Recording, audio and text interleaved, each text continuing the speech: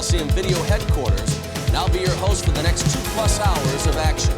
Now let me give you a little taste of this wrestle feast we have cooked up for you. We'll begin with the Coliseum Match of the Month, the Macho King, Randy Savage, taking on the Rowdy Scott, Roddy Piper. The WWF Magazine presents Brutus the Barber Beefcake, trying to shear the flowing locks of the model Rick Martel. We also sifted through mountains of postcards to come up with the fan favorite match, which pits Canadian strongman Dino Bravo against the Ultimate Warrior. Our WWF profile takes an in-depth look at Bret the Hitman Hart and Jim the Anvil Neidhart, the Hart Foundation. They will both calmly discuss some of their recent clashes. We haven't got the belts! Why should we be happy? Do I look happy? Well, the Anvil might get a little worked up. Lord Alfred Hayes will take us on a tour of the machinery which keeps the WWF on tour in a segment we call WWF Big Wheels. The tradition of the WWF Championship is carried on in Madison Square Garden, the mecca of wrestling, as we bring you our feature matchup. Hulk Hogan defending his title against Mr. Perfect. Mr. Fuji also recently took out time from his rigorous training schedule to be the subject of our manager's profile. And our main course in this Wrestle Fest, will be quite an unusual matchup. The $1 Million Man, Ted DiBiase, chartered a flight to deepest, darkest Africa to bring home a tag team partner, Akeem. Together they lock horns with the awesome combination of Jake the Snake Roberts and the Ultimate Warrior. And we have a little surprise for you in the form of a special guest referee who will make sure that justice is served. So pull up a seat and get ready for the feast. Let's start with the match of the month. The following contest is scheduled for one fall. About to enter the arena, coming down the aisle with his manager, the sensational Queen Sherry, from Sarasota, Florida, weighing 245 pounds, Macho King, Randy Savage. The Macho King, colorfully attired for this encounter here in Miami, joined by his queen, following, Alfred, is that a royal pace behind? What is that, 5 paces perhaps? I don't know. But I'm sure that the Macho King, Randy Savage, is not going to allow sensational Queen Sherry ever to get a step in front of him. Well, we have got a royal audience here at the Miami Arena. I don't think you could fit anyone else inside here, standing room only. As the Macho King prepares for this encounter. Not exactly what you would call a kingly reception. Well, they're not really appreciative of the Macho King's many fine talents inside the ring. I like to assess somebody by what they do once that bell sounds and they go out there and exchange blows and holds. And Randy Savage is on top in that department. Well, I think, Alfred, it's a little tough to appreciate someone who considers you a peasant. He's never called me a peasant. I only call him as I fight. That's because you're a lord. 234 pounds, Roddy Piper. But they have come alive with the sound of the bagpipes and the arrival of the Rowdy Scots, Roddy Piper. And that is a confident walk there by Piper if I've ever seen one. His face, though, is looking a little tense, a little taut. And there you can see it. Yes, that look of concentration. Ralph, I've been meaning to ask you, being from the United Kingdom, have you ever had an occasion to wear a kilt? No, I Besides on a Friday evening? No. No, I'm not a Scot. Well, I just thought perhaps you had attended some royal affair that required it, huh? Well, no. Just being inquisitive. No, you've got to be a Scot to wear a kilt, or a Gaul to wear a skirt, and that is a kilt. Make no mistake, anybody who wears one of those, they've got to be tough. I stand corrected. But he is about to face another tough individual. And a slap around the face from the Macho King, that's not going to endear him to Roddy Piper. We have seen intimidation tactics attempted on Roddy Piper before. They have not worked. No, a nice catch that, incidentally, by sensational Queen Sherry. That's some very unusual sunglasses there, Alfred. Do you think that those are for bright lights? Well, I don't know whether Perhaps not the sun, or I don't know whether you can see through those things. well, I think you can see Roddy Piper very clearly because he continues to taunt him as they continue These are to good. square off at center ring. These are good ploys being used by the Macho King Randy Savage against Piper. But you'll also notice that Piper has not taken one step backwards either, Alfred. No, he hasn't. Maybe he's not going to be affected by the psychological warfare being waged by the Macho King. You either think this is frustrating the King of the World Wrestling Federation at all? No, I Perhaps don't that's think what so. the conversation consists of. No, I think he's rather enjoying this situation. After all, he hasn't come to blows with Piper yet, but Piper's unable to do a thing about it. Well, the Queen has ventured to the middle of the ring. Can't exactly pick up what she is saying, but knowing Sensational Queen Sherry, it's not good. Whoa! That'll get her attention.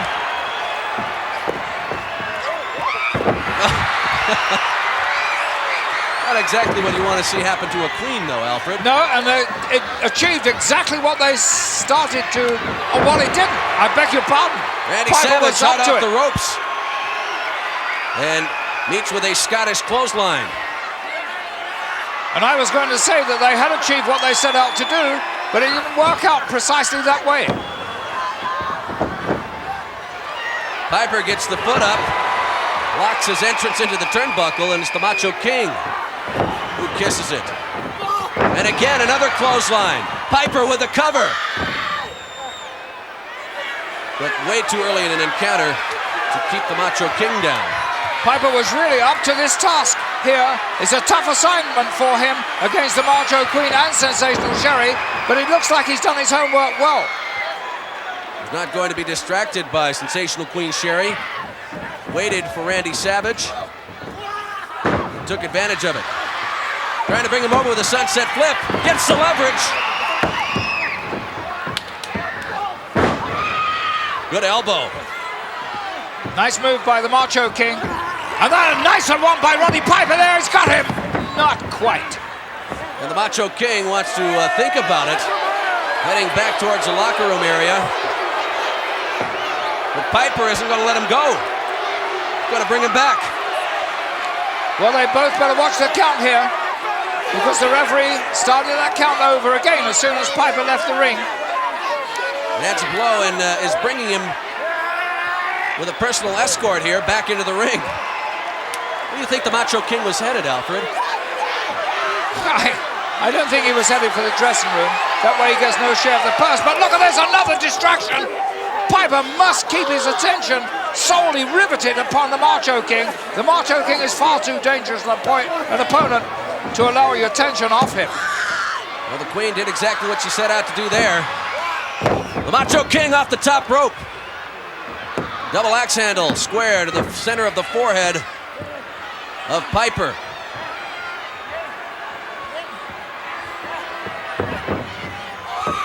Snaps Piper's head right off the top rope. Some great moves here by the Macho King. He's beginning to establish himself in this bout. He's beginning to dominate Piper, and once he does this, he's a tremendously good front runner. As we are seeing, the Macho King is just as dangerous outside of the ring as inside. He'll come off the top rope on either side of the ropes. And there's his other weapon.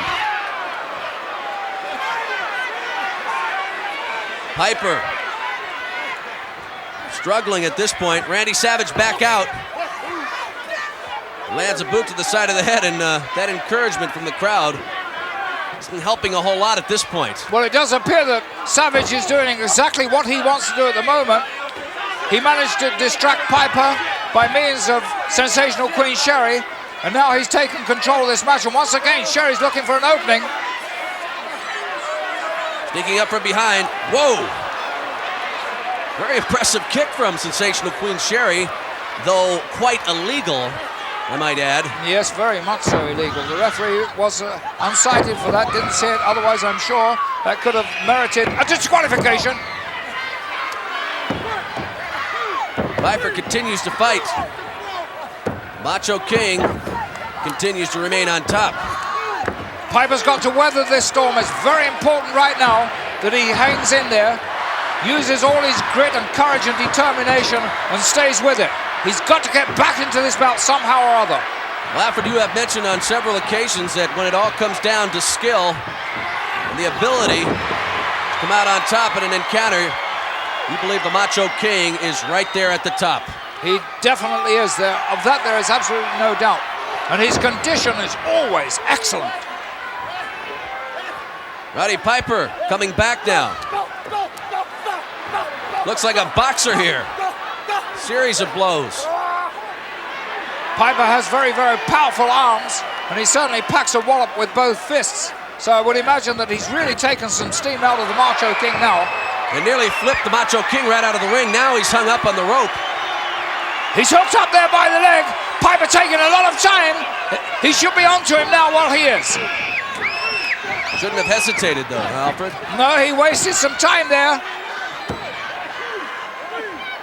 And now he's flirting with a disqualification. He's coming awfully close indeed, and that has turned the referee's attention away from him.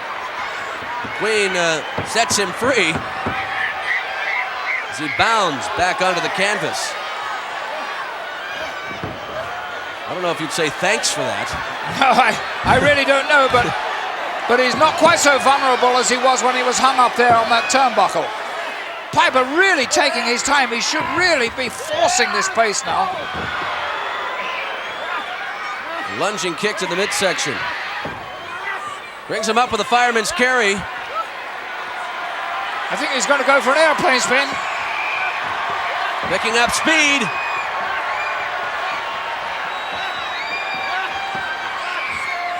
But doesn't release him, just drops him. The body slam. And Piper a little unsteady himself. Falls in the right direction though. Twirling him like a propeller there. And I'm sure the arena must be spinning around for the Macho King right now. I'm sure it is a very old-fashioned move, the aeroplane spin, but a very, very effective one. It can upset your equilibrium. Even so, look at this. Macho King going for the same move. And he continues. Even faster than the Rowdy Piper could do, faster and faster. And I can tell you from personal experience, that is just an awful thing to happen to you. You don't know where you are, and neither does Savage. Oh, look at him, he's down, he's giddy. Even worse than Piper, he really doesn't know where he is. Alfred, why do you think he went for a move like that? Just to prove that he could pull it off as well? Because it had to affect his equilibrium as well, but he is going up onto the top rope and falls right off. He lost his balance there, and down he goes, and really that was, as you say, Sean, a stupid move for Savage to make. I'm really surprised at Savage doing that. We're matching him brawn for brawn here. Piper off the canvas there. And hammering away on the Macho King, Randy Savage. Sensational Queen Sherry keeping her distance. And for that one mistaken tactic, the Macho King certainly found himself in a lot of trouble. Look at this. Sherry's on Piper's back. There's nothing he could do. And what has happened? Looks as though the Macho King may have been... No! Well, but this battle isn't over yet, Alfred. No, I thought Piper was counted out there, but the referee put down the hand of the Macho King. So what is the decision here? Roddy Piper lands a sleeper hold. The bell has already sounded, but that is of no concern to Roddy Piper. And he continues to hold on.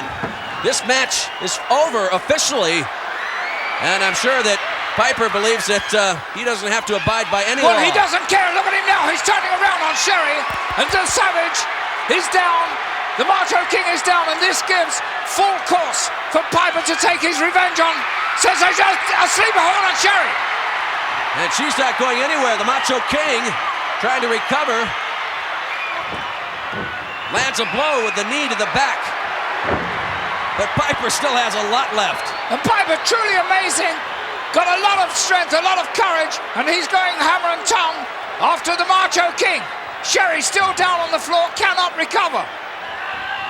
Oh, and just slams the Macho King into Sensational Queen Sherry as the kingdom comes tumbling down.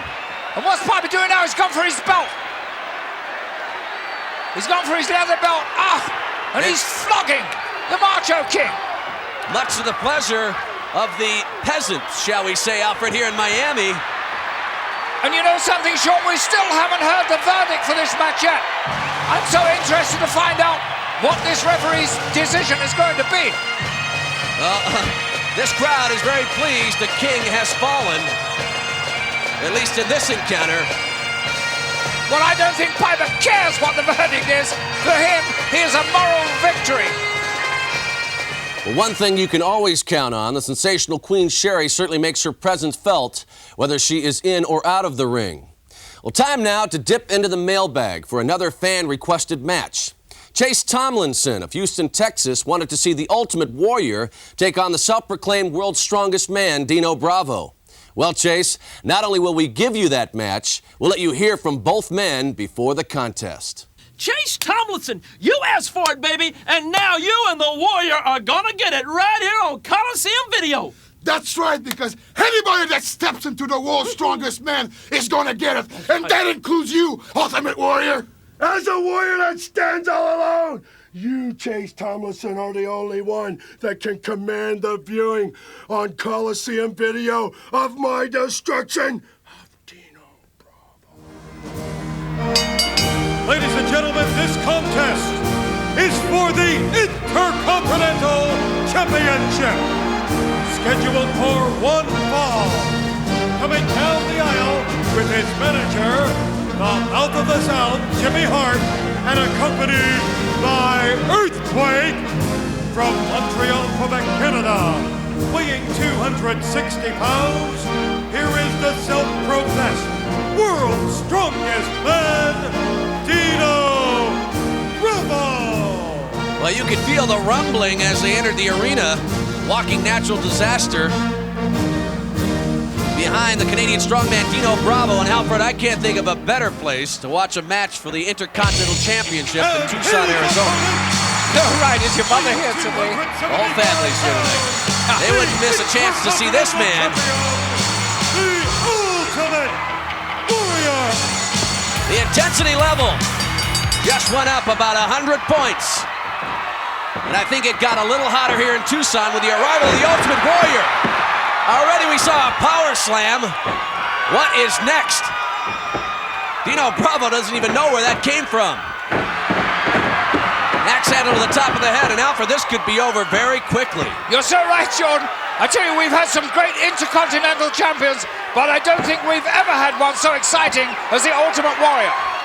Look, the Warrior's ready to go after the Earthquake. Could you imagine seeing that? Yes! The Warrior pressing the Earthquake. That man weighs over 460 pounds. Oh, look at that. Bravo made a mistake there. He came behind the Warrior, hit him as hard as he could on the back, but it didn't phase the Ultimate Warrior, the Intercontinental Champion, one iota. Can't knock him down. Didn't even budge. Like running into a mountain. Dino Bravo thought that he was going to take advantage of that situation with the Warrior's back turned. And that's not what happened. No, it certainly didn't work out that way. And now Dino Bravo is on the receiving end of a lot of punishment. Can he survive this? The Warrior relentless, staying after Bravo, keeping an eye out for the Earthquake, and with good reason. Grabs the boot and holds on to the Warrior. Dino Bravo comes from behind and knocks the Warrior right out of the ring. Well, that is the first mistake the Warrior's made. He was completely distracted. Where's he going to now? He was completely distracted. The Warrior now underneath the ring, and Dino Bravo quite proud of himself. But right now, no one knows where the Warrior is. Well, the referee's counting him. Dino Bravo Searching the area for the Warrior, has no idea where he is. I don't think the Earthquake saw him go under either, Alfred. No, but... And wait a second here. The manager, the Mouth of the South, Jimmy Hart, has disappeared as well. Wait a minute, there he is. He was underneath the ring with a... And no longer wearing his pants.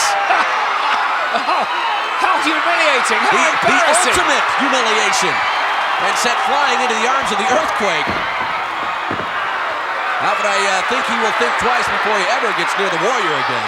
I think so, definitely. But the Warrior's been distracted twice here. He's got to overcome those lapses of attention. He's got to keep his mind focused on that man inside the ring, Dino Bravo. Bravo can be extremely damaging once he gets on top. And so far in this match, it's not like the Warrior has faced one man. It's like he's facing three. The Earthquake and Jimmy Hart at ringside. Although I don't think Jimmy Hart is anywhere to be found right now except searching for a pair of pants. One only hopes that he finds them in time to recover his dignity. Look at this. Some super moves here. Bravo going for the backdrop, but the Warrior turns it around and suplexes him. Brings up the knees and drives them into the Warrior's midsection. Quick thinking on the part of Dino Bravo. It was. I was just going to say, Sean, before that, it was all Ultimate Warrior. He was doing so well, using that power, that strength, and that blazing speed he possesses. But Bravo there, like the wily veteran he is, brought those knees up, you're right, and caught him in the solar plexus, the midsection area. Dino Bravo cannot pass up the chance to show off that upper body strength.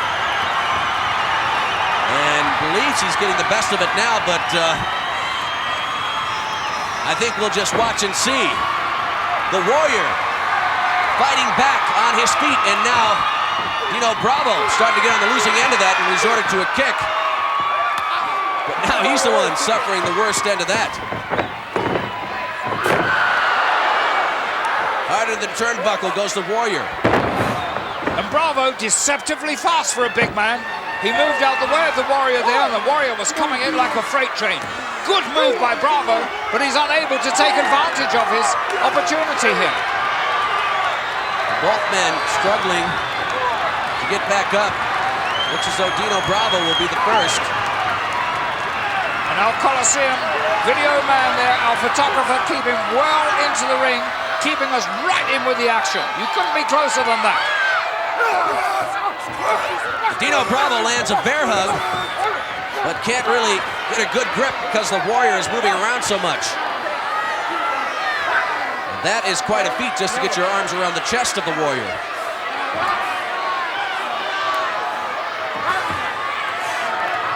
Continues to hold on, trying to wrench it in.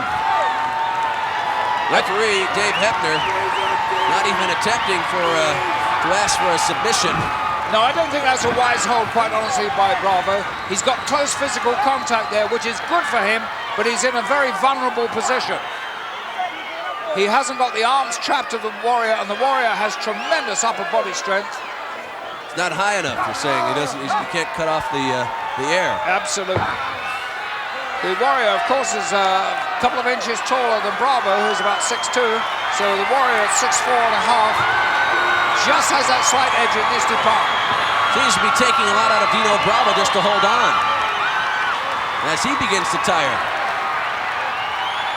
The Warrior reaching to the heavens for strength. And one blow, and he turns it completely around. But few men can combat that move. How true. Dino Bravo, he certainly knows how to pull things out of the bag. As we said before, he's a veteran wrestler. He knows all those, but he took far too long there with that elbow drop. Chop takes him right off his feet. Slice him up for a body slam. And it looks as though the Warrior did something to his back, Alfred. Something may have popped. Yes, and something popped again there because he got a knee right into the small of the back from Bravo. Bravo is a tough man. A lot of people underestimate him. Look at this on the outside. The referee not looking at all. And the Earthquake slams the Warrior. And still the referee distracted and throws him back into the ring.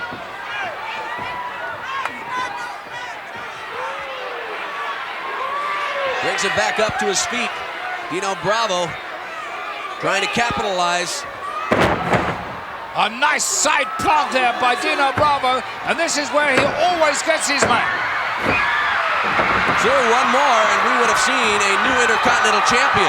Well, that's the first time I've ever seen anybody push out of that. And the reigning champion looking good. Dino Bravo shoved the referee, Alfred. Can't get away with that. And a series of axe handles to the back of the Warrior. Just seems to be pumping him up even more. And the Warrior psyching himself up for an all-out effort here. He's going absolutely crazy. He's going berserk. Look at him. Just slammed his head into his chest, which I'm sure is just as hard as his head.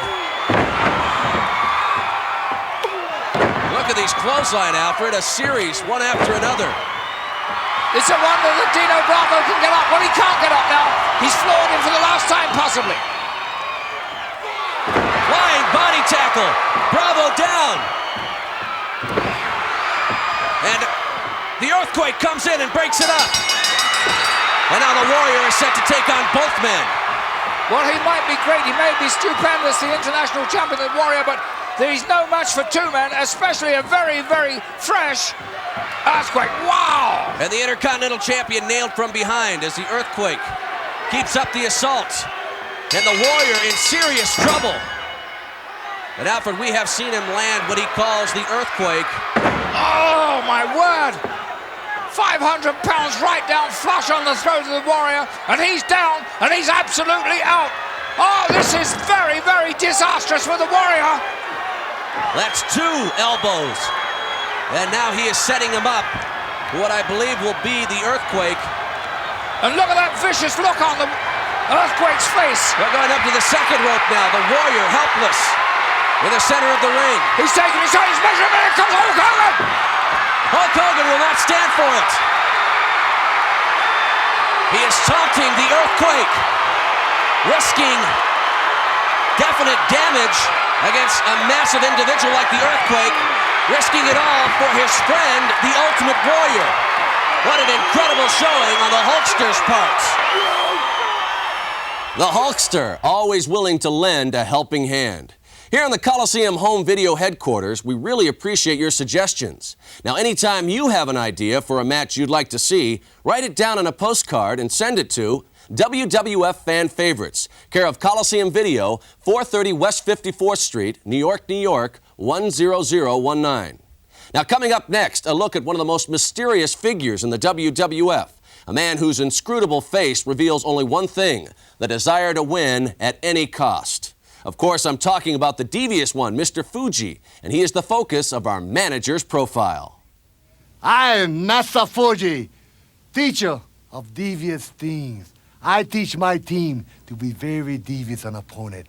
I make them teach them how to suffer. Powers of Pain are just unloading on Marty Jannetty. This is sad. Fuji telling him to keep going. And when opponents suffer, Master Fuji very, very happy. So you American opponent, when Master Fuji is there, you watch out because Mr. Fuji-san always teaching opponent. Wow, Mr. Fuji getting involved. I put him to my dojo, gym. They do 1,000, 2,000, 5,000 squat. They run not 4 or 5 miles, 20, 30 miles condition. Jogging up and down, we have Mr. Fuji, who is the manager of the Powers and Pain. Mr. Fuji, come here, tell me. When did you enter this race and why? I entered just now to show our people that Mr. Fuji is in good, superior shape for 5K race. And then I will prove to everybody that my Powers of Pain will be the new World Tag Team Champion. Then if they don't discipline this on the head, then they listen to Master. Oh, they listen all right, because Master means business. Getting instruction from ringside from Mr. Fuji. Yes, I'm sure in Japanese he was saying yes, Master. First thing is business. First thing in the ring, to demolish opponent, make them suffer, make them scream. When you get them by the throat, make eyeballs pop. Look at this, the devious one, Mr. Fuji, with that cane. When eyeball pop out of socket, I am very, very happy. The veil of mystery which surrounds Mr. Fuji quickly evaporates whenever an opponent comes within Kane's reach. And now from the pages of the WWF magazine, the model Rick Martel fancies himself to be a fashion plate, impeccable clothes, and not a hair out of place. Well, if it was up to this man, the hair might get a little mussed. You know something, Mr. Martel, the model? You think you're so cool, so good-looking, so suave, all the ladies falling at your feet. Well, listen up, because all the people right here on Coliseum Video, I got an announcement. Barbershop is open, and you're the main guest. So get ready, Martel, because you won't leave as pretty as when you came in. You know, Beefcake, I've been saying all along that I am better than you. No, let me rephrase that. That I am so much better than you. You know, so now the people right here on Coliseum Video will have an opportunity to see what I'm talking about. To see that the model, whenever I say something, I back it up. Because I have what it takes to do it. So when I'm through with you, Beefcake, the sweet smell of victory, arrogance, I love it. From San Francisco, California, weighing 271 pounds, Brutus the Barber. Wait till you hear the explosion here in Madison Square Garden for Brudai. Well, I'll tell you what, the model Rick Martel, he could definitely use a little trim. You doggone right. And right here's a fella right there that don't mind giving it to him. This guy here kind of lives to a different style of life, his own stuff. He's a little bit what you call controversial himself. Rick Martel says that he's the stylist, while Brutus the Barber Beefcake is a stylist as well. And he sure ain't gonna back down none here tonight. Martel saying, you're not gonna cut my hair, pal. Yeah. Of course, if he gets an opportunity to slap the sleeper on, anything can happen. You give this guy a pair of scissors and let me tell you something, he'll cut through a bale of hay. That guy right there will. Graduate of the Salvadori Fedora School of Barbering right here in the Big Apple. Ooh, you doggone right. And Martel makes a hasty retreat. Brutus got the momentum going for himself right now. He's pretty confident himself, you know what I mean, up in there. He's just strutting there pretty high himself. Well, that's kind of high fashion stuff he wears as well. Even though it looks like a hand grenade might have went off in his suitcase. You exactly right. But you got to get the feeling this guy lives a life like that, like a hand grenade might go off in his room about any time. He don't seem to care. Certainly does. Both guys in great shape. Extremely ring savvy-wise, they've got it all. Don't have to take a back seat to anybody in that department. Experience galore. I guarantee you we're going to see some mental gymnastics going on here tonight between these two scrappers, because they know every trick in the book, and they know that the only way they're going to win this match is to pull out a little something that the other fella ain't exactly expecting. Look at the model. He wants the little bag with the scissors and the clippers and the hedge clippers taken out of here. I don't know, if I were in his shoes, I might be demanding the same thing. Yeah, me too. But look at the shape he's in. Oh, yeah. Cut up pretty good. Yes, he is. He's ready for whatever goes on in that ring. You can believe that. He puts in his time. There ain't no doubt about that. But you know something? It seems to me like he's put that about time in front of the mirror, looking at himself and gloating over himself lately as he has in the gym, and that's saying a lot. Certainly is. Now Brudai is showing us his body. I believe that the bell has already rang here. This match is underway, and we haven't had any physical contact yet, but we will.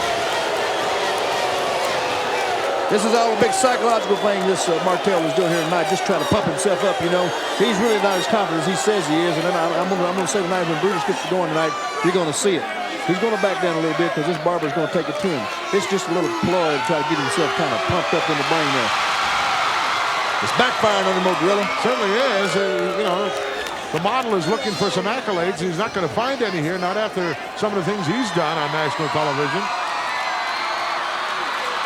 Well, this could turn into a pose down here.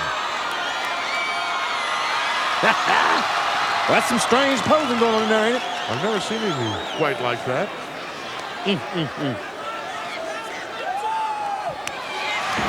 look at that! Tried for a sneak attack, and Brudai was ready.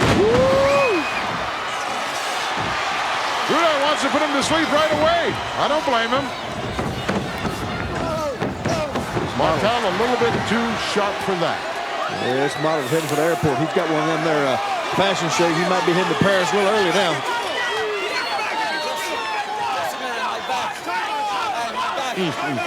I'll tell you, some of the clothes that I've seen him wear are very, very nice. No question about that. But the way that he displays them leaves a lot to be desired. You're exactly right.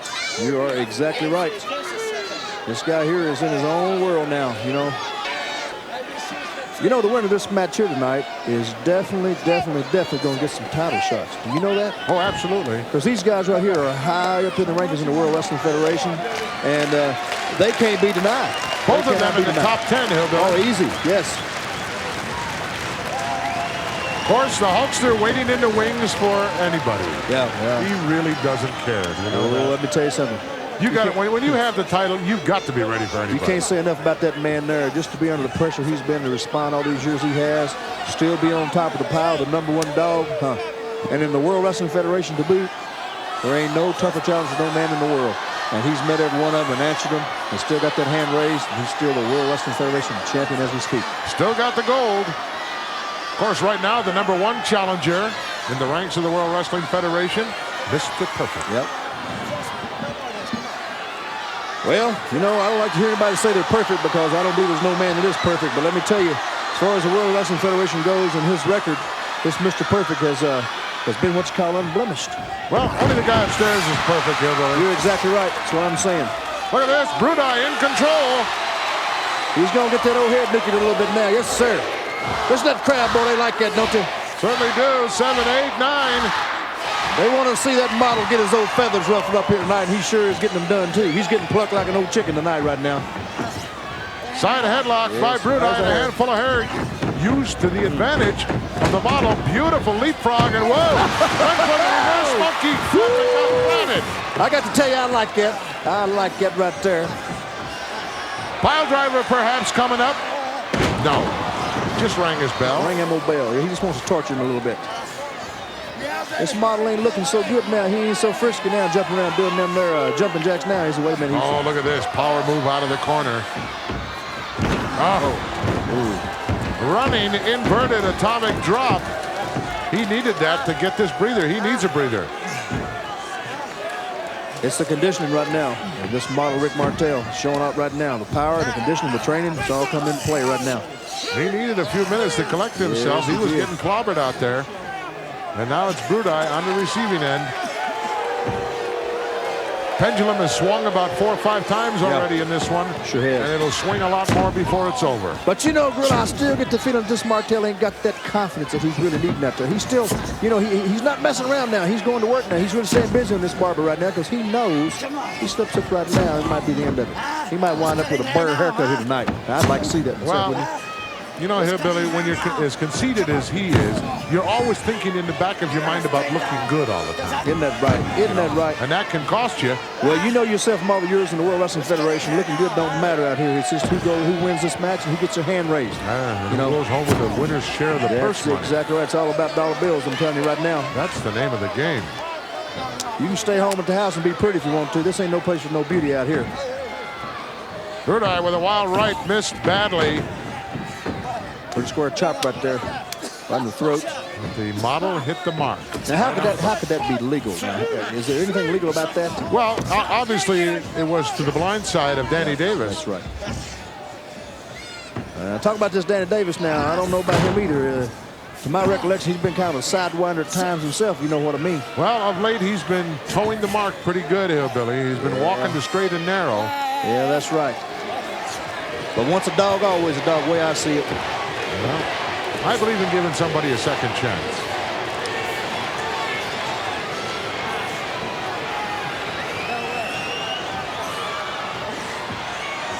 Because if you do something bad to me, shame on you. If you do it to me twice, then shame on me. Yeah, that's exactly right. Now, you know, that's some down-home thinking there, Gorilla. I really like them words there. You ought to put some of them down things on a piece of paper, write them down, maybe make a little book of that. Gorilla's sayings. Gorilla's sayings, huh? Oh, yeah. I'm sure they'd sell big. What do you think? I think we'll just continue on with the mode that we're doing now. We'll leave all the sayings and the writings down to Granny. Let her do that. She's got more time than I do. Granny's got some pretty fair sayings down there, if you know what I mean. I'm sure she does. And they all mean something, too, you know? Sure do. That's right. Look at the look of intensity on the kisser of the model. As he's leaning down, making Brudai carry his weight as well now. Danny, you need to stick your hand under there. Stick your hand in there and check that out. Yep. I think there's a little bit of a choke going on that right side over there. You know, he's got some sort of a sleeper hold in him, and that's why he's got that carotid artery there sealed off there pretty good, don't he? He's applying a lot of pressure in that area. Boy. Once you do that and stop the flow of blood to the brain, then the lights go out in a hurry. Working on some kind of a sleeper of his own. He sure is. Worked up a pretty good sweat there, too, I might add, out there. Of course, you know, when you train for a match, and if I were Brudai, I know that in training for a match with a model, I'd be thinking seriously about the stuff that he can do off that top rope and that Boston Crab, that patented move of his, and the sleeper wouldn't even enter my mind. That's what I said a while ago. I believe it falls back to that psychology thing. You know, these guys are looking to do something different out here tonight that the other opponent hadn't seen. Yeah. That's sure different. Show me something and then do something else. Exactly right, sir. Brudai with a nice shoulder block off the ropes, looking for another one here. No, got caught. Knee went right into the breadbasket. And the model still in control. Only relinquished it for a moment there. You're not going to beat him that way. No, you're not. But this model, he's been around a while now. I'll tell you, he didn't come in on a load of turnips. He knows what he's doing. Championship material. You know it. Both of these individuals. That's right. It's right near the cream of the crop in there. We got right there. Main event match anywhere in the world. I tell you, looking at, folks. No question. Brudai with a hard right and another one and a third into the breadbasket, but the shape of Martel showed you right there what kind of punishment he can take to the midsection. That old boy chisels out of stone, ain't looks like. Scoop slam, no small package. Oh, almost a 3 count. Ever so close. Is he upset with Danny Davis? Upset. Yes, he is. He just upset himself more than anything. Look, he's going right back to work. I'm getting busy right now. That's the best thing he can do, stay busy on this barber. Right on him. Oh, nice backbreaker. Good one. Stuck it right on him. Look out, he's dangerously close to that corner now, and that's where Martel can do some serious damage. He's going up now. On the outside, taking an awful lot of time here to do this. Look at him now. He's taking his time now. Brushing the referee away like, oh, yeah, I've got it made now in the shade. We're going to see right now. He may have just waited a little bit too long here. High risk. Wait a minute. Look at Brudai's up there What's going on? shaking the ropes. Martel holding on for dear life. Oh! That is not the way to come down in the corner. Oh, boy. That ain't a very beautiful thing. Look at this.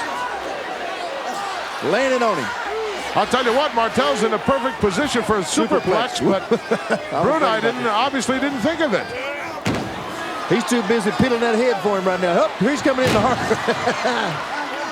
He suplexed himself in there, didn't he? I think Brudai missed the boat there, Hillbilly. Yep, that would have been a good one right there. It was there, wasn't it? That's in his repertoire. Yeah, he can do that.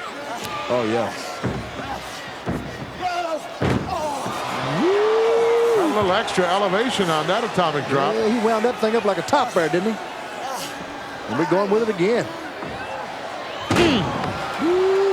That spine's got to be tingling right about now. Boy, that goes all the way sir. up your back and right into your neck and down to your toes. Clothesline and a beauty. And the model can do some modeling outside the ring now if he so desires. Knocked him out like a rag doll, didn't he? Yes, sir. Well, what's going on here? What's Danny Davis doing here? Well, Danny Davis trying to keep he can perfectly go out there. Ain't nothing wrong with that. from going out there. Ain't nothing illegal about going out there. As long as you get back by the 10 count. Doggone right, sir. Now he's laying a count on both guys. Oh, thumb right in the eye. I don't care how good a shape you're in. This Brutus ain't playing around, is he? That hurts. Yes, sir. He's doing a little barroom brawling tonight. High sunset from the outside, and no, couldn't get the leverage. Look at the hands on the rope. Oh, He gave it to him. No, ref. I don't believe it. No, I hate to see one like that. I hate to see a guy. Here is your winner, the model, Rick Martel. Whoa, what a miscarriage of justice here in Madison Square Garden. Referee way out of position. And now Brudi's explaining it to him. Maybe this one's not over. Wait a minute. He's Hold on asking here. him. Yes.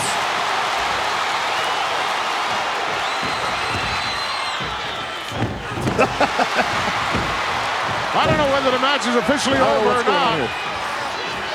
Oh, I don't know. Sing it on him, Brutus. I don't believe that you can reverse that decision. No, I think he might have him right. But the model is definitely fading and going out here. He might have lost this battle, but I think he's going to win this war. Well, referee Dave Davis is letting Brutus continue with the sleeper. Uh-oh, wait a minute. The model appears to be out. It looks to me like it might be a little trim time here. But I don't see Danny Davis trying to raise the hand of Brutus the Barber Beefcake here. He's asking him if he wanted. Well, sure they want to see it. I want to see it. I want to see it too. I want to see the trim job. Brudi looking for his little bag of tricks. Oh, good night, sweet prince. Here we go. Referee saying no. Hold on, wait just a minute. Hold on just a minute. Did you see that? There's that doggone Bobby Heenan. Weasel came in there and woke up the model. Oh. Model escapes with all his locks, but I think he went home with the victory. Well, I'm sure the model must have just had his hair done at the salon, or he wouldn't have made such a hasty exit. Well, now let's turn our attention to the WrestleFest profile as we take a look at a tag team of contrasting images, a tank and a Porsche, as they so aptly put it. But their common goal, the Tag Team Championship, creates a bond that few teams ever achieve. Let's hear from the Hart Foundation. Hi, I'm Jim the Anvil Neidhart. And I'm Bret the Hitman Hart of the Hart Foundation. And Coliseum Home Video has requested a special in-depth profile with the Hart Foundation. And we'd be more than happy... Happy, Hitman. Happy? The Hart Foundation is not happy? Do I look happy? No, I'm not going to take it easy. We haven't got the belts. Why should we be happy? Do I look happy? All right. All right. Take a breath. Take it easy. The belts will all come in good time. The belts will come. Take it easy. Does this guy look fired up or what? You want to see how fired up the Hart Foundation gets? Why don't you take a look at this next match? Against the Powers of Pain, two of the biggest and the baddest. But obviously not bad enough for the Hart Foundation. Right, Anvil? Right, Hitman. Ladies and gentlemen, the following contest is scheduled for one fall. In the ring at this time, accompanied to the ring by their manager, Mr. Fuji. Some monsters right here, Lord Albert Hayes. Warlord and Barbarian, the Powers of Pain. The Powers of Pain. As a combination, two of the biggest. Yes, definitely. They're not only powers, they're towers of strength, aren't they? Wow. But the music rings out, and the fans begin to clap, stand up, and welcome in the pink and black attack, the Hart Foundation. And what a tag team contest this will be. I must admit, Tony, I've been intrigued by this match, or the prospect of this match, for a long, long time. Bret Hart, what a great wrestler that man is. The Anvil, a great wrestler and a powerhouse to boot. But against these two, the Powers of Pain, what are they going to do? Many before them have tried and come unstuck.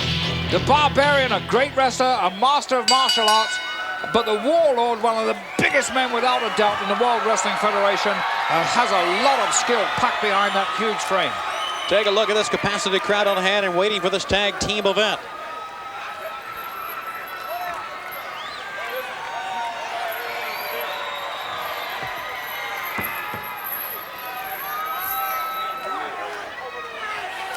That blockbuster announcement of the main event with Hulk Hogan going against the Ultimate Warrior, well, it boggles my mind and everybody else's mind too. that has the potential. Certainly a lot of factors between now and April 1st will go into that, but that has the potential to be the greatest match of all time. I would imagine so, definitely. It really does. Without a doubt. And there's been some great ones in the World Wrestling Federation. I know you've seen many of them. Well, you know, we're coming to the end of a tremendous era, the 1900s. And we're into the 1990s now, but as you said, I wouldn't mind betting that that will go down as the match of the century, not just the decade. It very well could, and that lady has something to take home. Is that her mom on the right there? I don't know.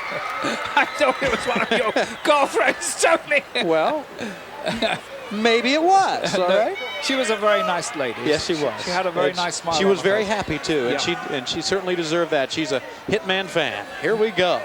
Power against power right here, Alfred. Yes, indeed. Certainly trying to psych each other out, aren't they? Yes, and look at that Barbarian. He looks to be an inch or so taller than the Anvil, and the Anvil's 6'2", so I guess he's about 6'3" or 6'4". A little shove and a shove back, and neither man will budge.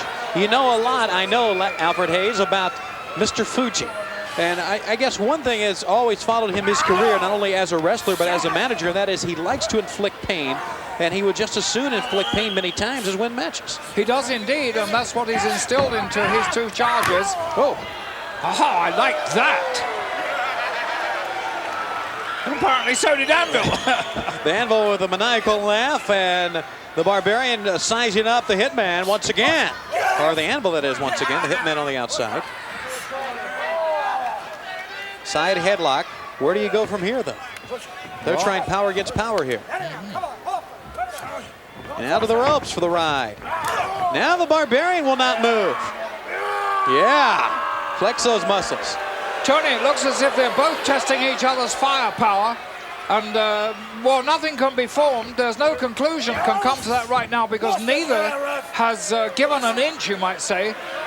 And I expect this to go all through this match until we get Bret Hart in, who is so fast and so perfect with practically everything he does. Now in the wrong place at the wrong time here. Head of steam over the ropes. Nobody home. Watch out. Down goes the Warlord. Rolls him up. Comes the Anvil. Could be a quick match. No, we got a 2 count. And he almost had a pin, Alfred.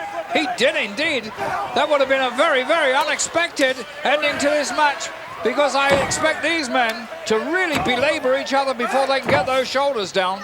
But it nearly came to a finish right there and then. Right to the side of the head, the Hitman gets the tag in. The Warlord, as you saw momentarily, is back on the apron also. But down to one knee goes the Barbarian. And that time the Anvil pounded him down, but the Barbarian got a knee in before the Anvil could raise, or before the Hitman could raise the elbow. Yes, and the Barbarian's such a dangerous, dangerous wrestler. You never know what he's going to do next or what he's capable of. A tag has been made, I believe. Yes! The tag had been made to the Anvil. And an elbow for the Hitman, who will go on the outside. Jim Neidhart with a cover and a 2 count. Great teamwork. Oh, tremendous teamwork, and there's no doubt about it. The opening moments or minutes of this match have favored heavily the Hart Foundation, and Fuji is standing outside with a very, very blank expression on his face. He doesn't like what he's seeing. The armbar applied right up near the shoulder from Jim the Anvil Neidhart on the Barbarian. And now the tag. Great teamwork, and that's what's going to win this match, I'm sure, what will shine out in the end. Some great changes have already been affected by the Hart Foundation, whereas the Powers of Pain haven't made one change yet. Could this be one of Fuji's tactics to do this? Could be. Bring in a very, very fresh Warlord indeed after the Hart Foundation have run themselves a little ragged. That's a very good point, and that certainly could come to light here. Let's see. Well, here comes the tag, and you're right. Here comes a very fresh Warlord on a weary Bret Hitman Hart, but not that weary, huh? No, it's not. I like that move by Bret Hart. He really baited that trap for the Warlord and caught him quite unawares. Double axe handle blow from Jim Neidhart on the inside now. And over the top rope, pulling on the arm. A warning for the referee and a bite right on the tricep, it appears, or maybe on the deltoid. Can you believe all this aggression coming from the Hart Foundation so early in this match, Tony? Wow. It's a big arm to be pounding around. They're obviously working to some sort of a game plan as well. They must have something in store here. for the Powers of Pain, and believe me, such an important match like this, the victors can only shape up for a crack at that championship. That's right. And how important that is to get a crack at the Colossal Connection in the WWF Tag Team Championship. A pound to the head for the Hitman. Of course, they've been there, have the Hart Foundation. They know what it's like to own the straps, Alfred. They certainly do, and it shows in their work as a tag team. They're very, very confident. They really know what each other is doing. They have an uncanny sense of that. Into the turnbuckle, and now here comes Jim the Anvil Neidhart. Tried to kick him like a football that time. Yes. As you said a little while ago, this tag team work being shown by the Harts is really a lesson in how to conduct a tag team match. Certainly is. On the arm once again. And the Warlord not able to escape the pressure of Jim the Anvil Neidhart. Watch out, the Barbarian coming in. That's going to enable a double team switch here. So they asked for it that time. Well, the referee a little tolerant there. I don't think he's going to make them change back again. But realistically, he could. He could do, but it's plausible that they could have made that tag anyway, because they're right in that corner. Good move there by the Warlord. What power, what resources of strength this man has. You're right, Albert. He just picked him up and put him right down using his brute strength that time. And ready. Yes, master, he says, calling out to Mr. Fuji as he drives that forearm home right to the small of the back. And that massive, massive forearm. You're right, he drove that one right into the back of the heart. Flying headbutt from the Barbarian off of the far ropes. And that is a great move the Powers of Pain use. They use that very, very successfully, that move indeed, that flying headbutt by the Barbarian. He missed. Did not miss that time, though. Boy, that was right on target. Right to the point of the jaw. And to Jim the Anvil Neidhart. Cleans his clock, and both members of the Hart Foundation find themselves on the mat. Yes, he caught Neidhart napping on the outside, and I would say at the moment, that's a bad thing that Anvil's doing. He's distracting the referee. Double team during the distraction. The referee still with Neidhart. We see a chokehold using the ropes.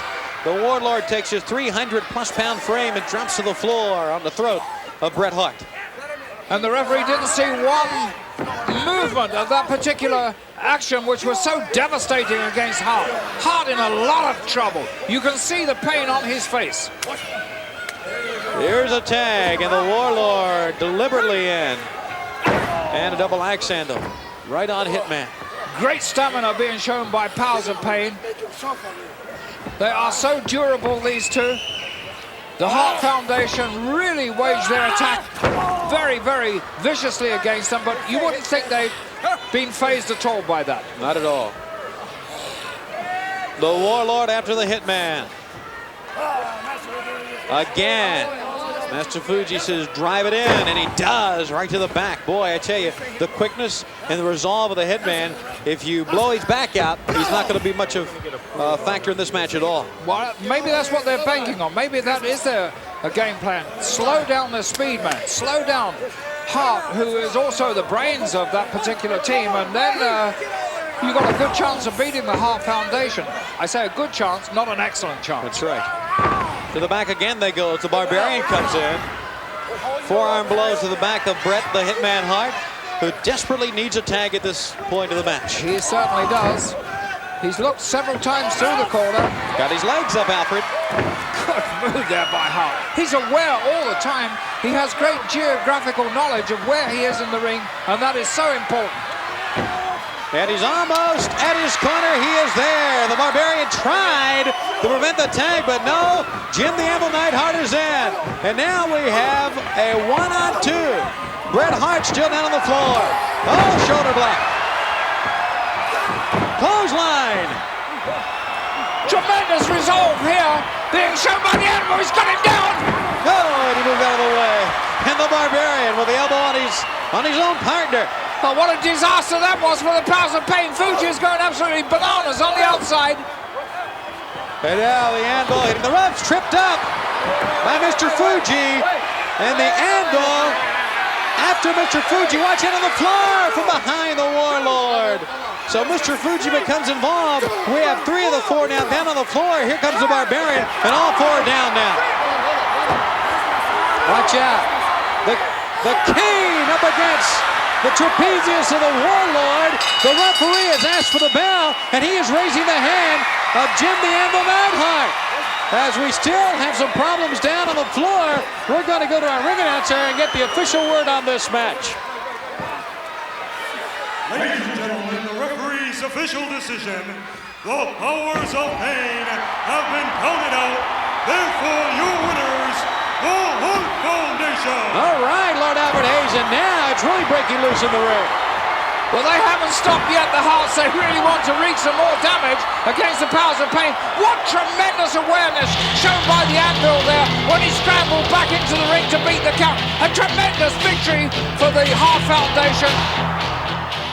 You know, Hitman, I can remember that match we had with the world's strongest man, Dino Bravo, and the world's most miserable singer, the Honky Tonk Man. What an interesting match it was. Oh, yeah. But the thing that comes out the most in this match is the inexperience of Dino Bravo and Honky Tonk Man having not worked together like the Hart Foundation. You've got to work together like a tank and a Porsche. You got to be the Hart Foundation to know the differences between a great tag team in the WWF and a great team that has a lot of potential, like the Honky Tonk Man and Dino Bravo, but they just still were not good enough for the Hart Foundation.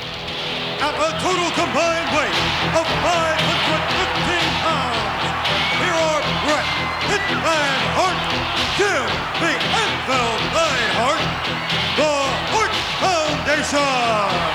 Everyone here in the Oakland Coliseum on their feet with the arrival of the exciting tag team, the Hart Foundation. Yeah, baby. I'll tell you what, Alfred, every time I hear him cackle, I bet Bret the Hitman Hart thanks to the Lord that he is a member of the same tag team as that man. I'm sure he does. Very intimidating, that laugh and those few words he utters. There. Again, I'll put chills down your spine. I think he heard me say that, so he came back to intimidate me a little more. Alfred, you arrived here in California a little earlier than I did, and I see you got some color today. Yes, I was out on the beach. It was very nice there. So it's going to be a perfect day because not only did you get out in the sun, but you're going to see some great World Wrestling Federation action. Yes, I saw all sorts of things on the beach too. There's some very funny people here in California. But very nice people indeed. We're about to see the unveiling of the sunshade. Could have used a pair of those today, Alfred. Yes. Some lucky fan in the audience will get that as a souvenir. Yes, it's a little ritual they always observe, and it certainly brings them luck if that's what they do it for. Well, they're going over their strategy here against this powerful and crafty tag team of Dino Bravo and the Honky Tonk Man. And we're about to get underway. Haven't heard a bell yet, Alfred, but... Well, I think the noise from the crowd here was so great that... drowned it out. It really they lock did. up. Bret Hart. Oh. And you go into Dino Bravo like that, and you are bound to lose.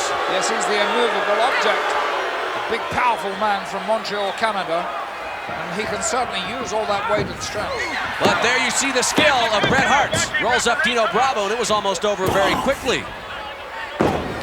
Well, I think that was just a token move there by Bret Hart to show Dino Bravo what he can do given the opportunity. Bravo soon put pay to that, though. Bret hurt now. Dino Bravo casually brings him to his feet. Into the ropes, right into his arms, but Bret Hart looks for the reverse, and the Anvil's waiting with a clothesline. Bret Hart goes for the cover. Oh, that was close. Tremendous speed there by the Hart Foundation. Slams him here, gets the legs over, but Bret could not get his weight back far enough to keep Bravo down. A drop kick. And a great drop kick at the moment. The Hart Foundation are using speed against the strength and power of Bravo and the Honky Tonk Man. Now the Honky Tonk Man is on the receiving end of an assault from the Hitman. Tag made, in comes Jim the Anvil Neidhart. They're going to use that 5 full seconds to get the advantage here. Wishbone. And what do you think the Honky Tonk Man is wishing for right now, Alfred? A little Solis by the look of him. Yeah. They've treated him very, very roughly since he's entered the ring. And this is most unusual because the Honky Tonk Man can certainly establish himself very quickly. Not doing so now. A series of shoulder blocks, and the Honky Tonk Man is down. Clutching the rope, but the Anvil's all over him. Really going after his midsection. Now into the waiting arms of the Anvil. And the Honky Tonk Man in trouble. Far away from Dino Bravo. You can see him in the background. At the moment, Sean, the Hart Foundation controlling everything in this match, from speed to power.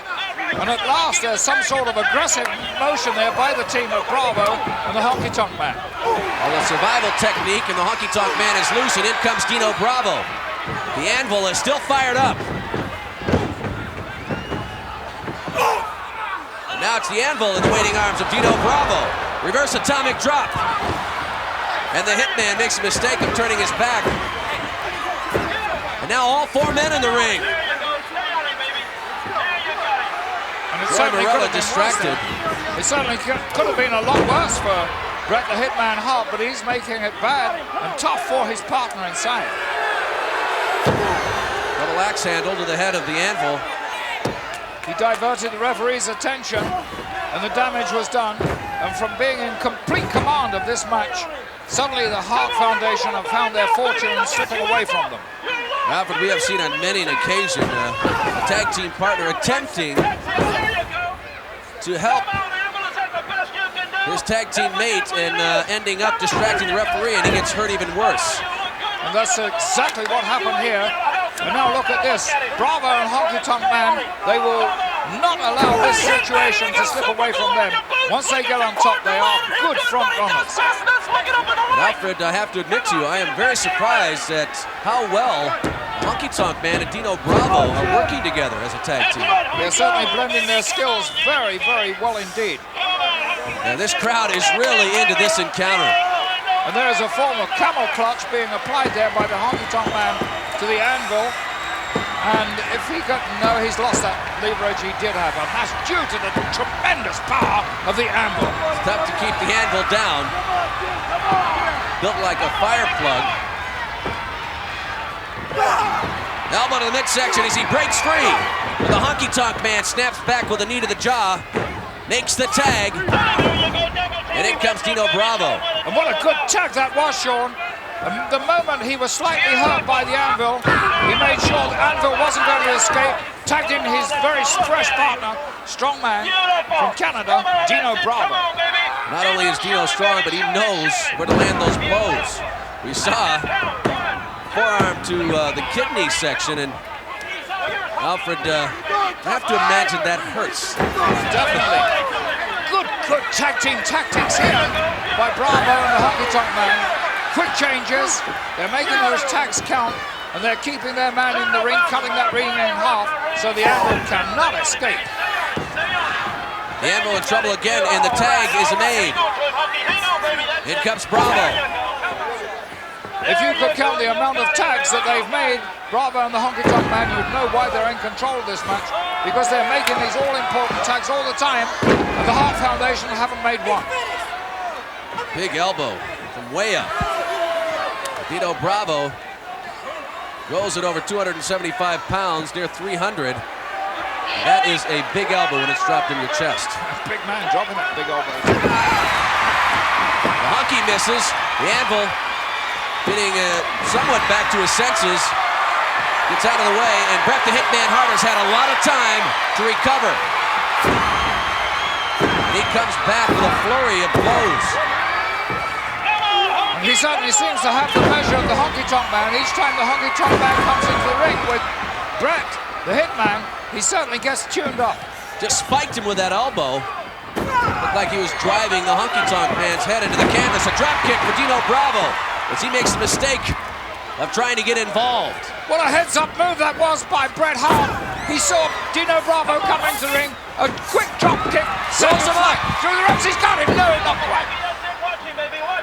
Brett perhaps stayed a little too far back on that one and gave the Honky Tonk Man some leverage to catapult him off. The Hitman off the second rope. Boy, that one didn't miss. It certainly did. A little too much confidence being shown there by Bret Hart. Allowed Dino Bravo to come in the ring, and look at this happening. Well, I was going to say behind the referee's back, but Joey Marella, our referee, was quick to see that.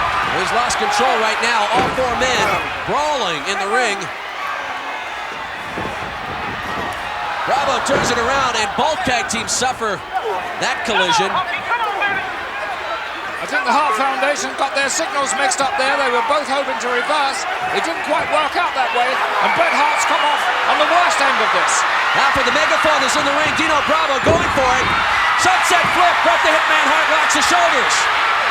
And plenty of time for a 3 count. But Marella is not going to go for the count until there's some order in the ring. Anvil with the megaphone, wreaking havoc. And Jimmy Hart wisely is staying very clear of all the action.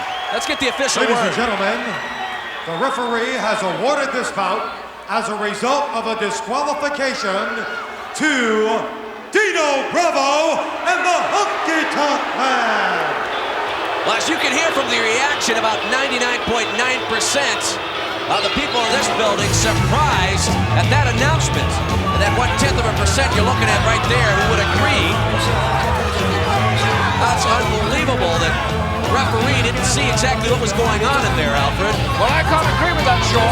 I saw precisely what happened there, and that was the fact that Anvil picked up that megaphone and he attacked both Dino Bravo and the Honky Tonk Man. All in all, I think it was really a great victory for Dino Bravo and the Honky Tonk Man. Yeah, the Rockers are a good team. They're not a real good. Well, they're a pretty good team. I don't know how they fly a lot. They jump around a lot. Yeah, Hitman. The Rockers, they claim to be big-time, hardcore party animals. But actually, they aren't that at all. They aren't high flyers. They aren't party animals. What they are is a couple of little kittens wandering into the jungle looking for a little bowl of milk to lap from. Here are Shawn Michaels and Marty Jannetty, the Rockers!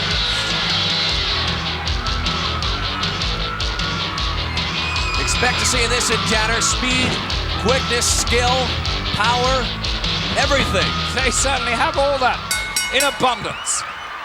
Well, Alfred, you have talked to all four combatants, and I think you came away realizing that all four have a great deal of respect for one another. But once that bell rings, they're ready to get down to business. Yes, I was impressed very much so by their attitude going into this match. They're coming into this like good sports. They've both said that they're going to give, or both teams that is, all their all. And I'm certainly looking forward to that because they are matched so evenly.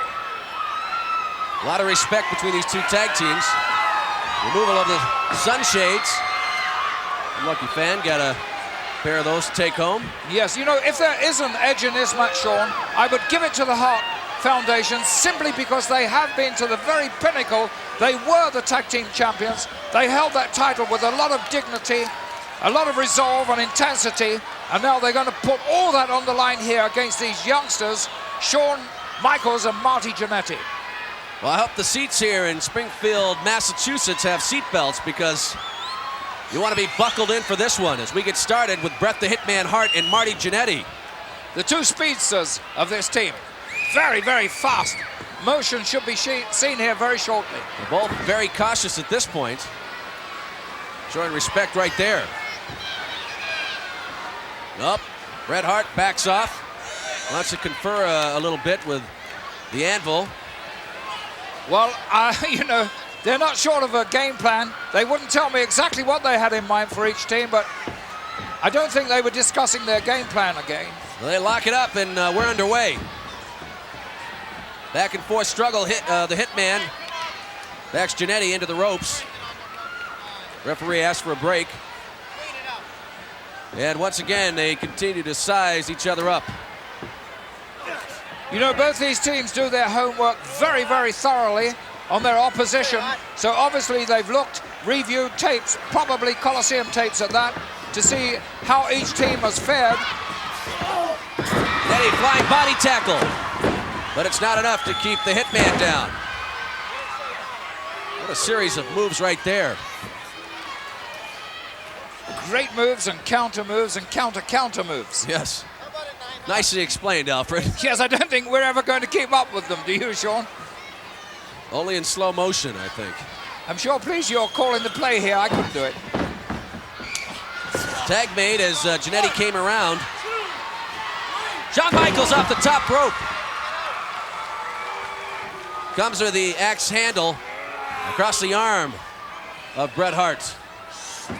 They continue to work on that left arm. And those are good tactics indeed. Shawn Michaels, Marty Jannetty making really good, intelligent tag team changes, but then we've always known that all along. Well, I think the referee is wasting his time by asking Bret Hart if he would like to submit. That is something I don't think we'll ever see, Alfred. No, we've never seen it yet so far, so I don't see why we're going to see it so suddenly here. Well, you never know. Over the top is Michaels. Right into the arms of the Hitman. Reverse atomic drop, as you can see, very effective. And that's just how quickly the Hearts can turn the fortunes against the teams that they're opposed to. So quick, so fast, so very, very dangerous. This match has been like flipping a coin from side to side as it's gone on back and forth. This capacity crowd is really getting an action-filled match here. Tremendous tag team move there by Hart on the outside. Now he takes a slight advantage of the referee's back being turned. Backbreaker. They said to me before that they're going to use everything they can possibly to win this match. They're certainly doing it their way. Well, Marty Jannetty, as you can see, very upset about what he saw. The Hitman outside of the ropes, landing a blow to the back of Shawn Michaels. And it certainly turned things around. Tag clearly made, in comes the anvil. You're right, Sean, it has turned things around. That pendulum has swung again, and the Heart's on top. And as you said before, this match has been backwards and forwards from that opening bell. Neither team has really stamped their own authority on this belt. It has swung, the fortunes have changed. Jannetty growing very impatient at ringside. He wants back in there. But Shawn Michaels is a long way away. Struggles to get back to his feet, successful, but the anvil still holding on. And right into the bear hug. And Jim Neidhart has one of the best in the World Wrestling Federation. He is such a tough man to take off his feet. Michaels came at him full pelt just then, but he didn't phase the big man. I think that has come from his past football training, Alfred? I would definitely think so. Boy, he could stop you dead in your tracks, huh? The Hitman back in. Shawn Michaels has been in there a while, and it's beginning to take his toll, but a quick flip there. And the Hitman flat on his back. And what a tremendous result of a body slam. That was from Michaels. God, look at that. I think everyone would like to see that again. Except the Hitman. Yes. Elbow to the back of the head. And you know, Sean, I think the fans here are finding it difficult who to really favor in this match. I think they're quite evenly divided on the two. Well, both sides giving everything they've got. And you can see just the edges of fatigue sneaking in. But as far as the action goes, it's just as furious as when the bell first sounded. Yes, they... Oh! What a drop kick by the 300-pound man. Cover. This could be it. Oh, Michaels still with something left. So close, Sean. A split second saved him there. Big backdrop. And it looked as though Shawn Michaels landed right on that shoulder, Alfred. And it certainly looked like he was going to get stuck up in the rafters. He went so high with that backdrop. Anvil really piling on the pressure now, making every move count. Tremendous action. Outside on the tag, And the pace of this match just continues at a fervent pace. Some tremendous stuff here by the Hart Foundation. As you say, a blistering pace being set by them. And you know something? I thought the Rockers were going to dictate the tempo of this match to the Hart Foundation. It hasn't worked out that way. Hitman up with Michaels, a body slam. The Anvil comes right over the top rope, catapulted by his tag team partner. Michael saw it coming, and it looks as though it took just about every bit of strength he had to get out of the way. And it certainly knocked all the wind out of the Anvil. In fact, he's decided to tag out again, and I don't blame him one iota. He's in a bad shape, the Anvil.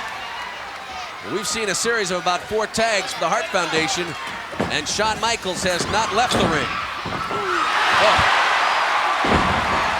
The Hitman up with the boots. Michaels down again on the second rope. Oh, that's a damaging miss, a devastating miss. This could turn the tide again.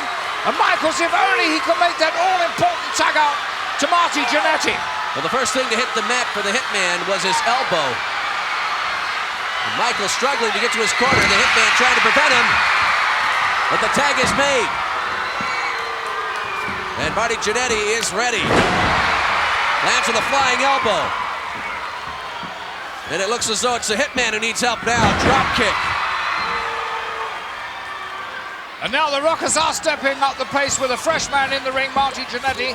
Oh, nicely timed power slam. And that had to be a save, otherwise the Hearts were going to lose that match right there and then. Well, it looked as though the Hitman did get a boot up on the rope, but the Anvil wasn't going to stand around to wait and find out. Absolutely right. You can't take those sort of risks. Both men nailed with each other's clotheslines. Yes. But it looks as though it's Bret Hart who suffered the worst of that collision. And Michaels calling for attack now from his partner, Jannetty. Well, Alfred, that shows how fast they do recover, considering how long Shawn Michaels was in there. Now it's Jannetty who goes for the cover. Wow! But can only get 2. Oh, what's that close indeed? And boy, is this crowd alive here in Springfield, Massachusetts. This match is everything we thought it was going to be and much more. Double drop kick. Great move there by the Rockers. They led Hart into believing that he would have gone underneath successfully. And both hit him with a well-timed, synchronized crescent kick. Thank you for the correction, your lordship. Oh, sorry about that. That's okay. Snap suplex. Goes for the cover. But Bret Hart fights back. Listen to this crowd, Alfred. Well, I can hardly hear myself here. They're making so much noise. They certainly want one team to win. I'm not quite sure what you look at this. And Alfred, I think you can call this one match a WrestleFest. Because we are certainly getting a feast of action with these 2 tag teams. You're absolutely right, and I think a lot now depends upon the stamina and the durability of Bret the Hitman Hart and Shawn Michaels. They're both practically out on their feet. Who is going to make that important tag first? It's the Hitman, and in comes the Anvil. Oh. Alfred just blocked him and threw a forearm and sent him flying across the ring. The Anvil into the ropes. Snaps. And the Hitman off the rope into the barrier. And Bret Hart didn't see that coming. He had his back turned. And that really was a super move there by the Rockers. And now they're in the ring. They're dominating this match from the inside now. Well, this could be a devastating blow. Wait a minute. Here's the Rougeau brothers. And they're going after the Rockers. Jacques and Raymond Rougeau out of nowhere. And you know they've always had bad feelings between these 2 tag teams. And the Rougeau brothers seeing an opportunity. Well, that was the most devastating sneak attack I've seen like this. But the Hart Foundation. They're back in this. 6 men in their 2 tag teams against 1. They're helping their own opponents. They will not stand for that action. And Alfred, this match was incredible. The Hart Foundation, a combination of speed and strength, and it's clear to see they are hot on the trail of the Tag Team Championship. Now, the WWF presents over 1,000 live events every year across the country and around the world. Now, the next time that the World Wrestling Federation comes to your town, take a look at all the equipment, the lights, the ring, possibly a steel cage. Have you ever asked yourself how all of this moves from one town to another? Well, here's the man who has all the answers, His Lordship, Alfred Hayes. Sean, here are the WWF Big Wheels. There are another 23 of these monsters on the road night and day. Each one averages 50,000 miles a year, and they cost a whopping $130,000 brand new. The hardy men who drive these huge vehicles average 20 years experience apiece. Now, a quick look at their massive 400 horsepower engines, which are fuel injected and turbocharged. All this power is controlled by a 9-speed overdrive. Inside the cab, we can see banks of instruments and gauges necessary to keep the big wheels rolling. Also inside the roomy air-conditioned cab are all the comforts of home. Full stereo sound system, a color TV with a VCR, built-in telephone, a micro-sensor alarm. The pride the crews take in their vehicles is reflected by the special care and attention they give to their immaculate appearance, both inside and out. Each vehicle is thoroughly cleaned, polished, and mechanically inspected before leaving its base of operations. They must be in tip-top roadworthy condition to be sure that important cargo always reaches its final destination. It's a beautiful day today for a spin in the countryside, but the transportation specialists aren't always blessed with such fine weather. They are often on the road in adverse climatic conditions. However badly it may rain, sleet, or snow, our road crews have never let us down, not once. They have even defied the fury of tornadoes to make sure our fans were never, ever disappointed. 24 hours a day, the World Wrestling Federation big wheels keep rolling forever and ever onward.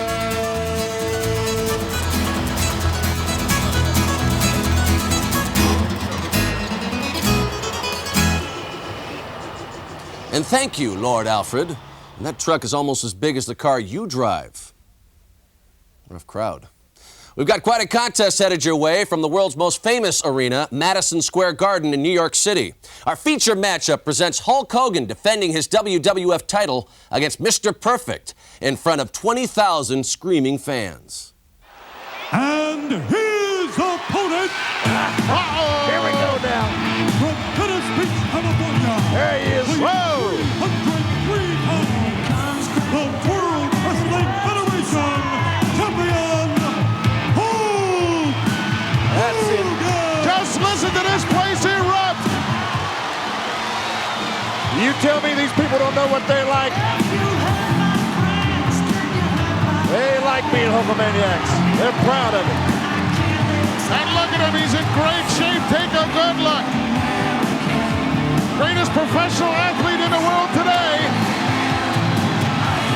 Bar none. And with the gold. And what a representative he has been for the World Wrestling Federation. And Hulk Hogan, Hulkamaniacs everywhere. Let me tell you, this man right here is bringing a chill at my back. I'm telling you right now. I know what he's all about. I know he lives it. He breathes it. He is Hulkamania all the way down. Look at him. He looks great. It looks like he dropped maybe 10 or 15 pounds. Really looks in tremendous condition. But so is that man right there. And I know personally as a fact, ever since he knew about this genius is fine, this Mr. Perfect, he has really been training. He has really been thinking about this. Let me tell you, he ain't left no stones unturned. He's ready for this man. You believe me. I'm sure he has. What a golden opportunity for Mr. Perfect. You know, not many times in a lifetime will you get a chance to step in the squared circle and face the champion when the gold is up for grabs. You don't get too many of those chances here, brother. But let me tell you, this champion knows that he knows that they're lined up like cordwood, waiting for an opportunity. Do you know that this Mr. Perfect can make history tonight? He can make history tonight if he could pin Hulk Hogan, if he could take this belt from him. He would be all over the world in a matter of moments. Oh, yeah. That he has defeated the mighty Hulk Hogan, the Hulkamaniac that we all have known for many years, the world champion here in the World Wrestling Federation. Let me tell you something. Hulk knows this. He ain't taking it lightly. You think he slept much last night? This guy's wired. Unlikely. He's wired. He's ready for this. Highly unlikely.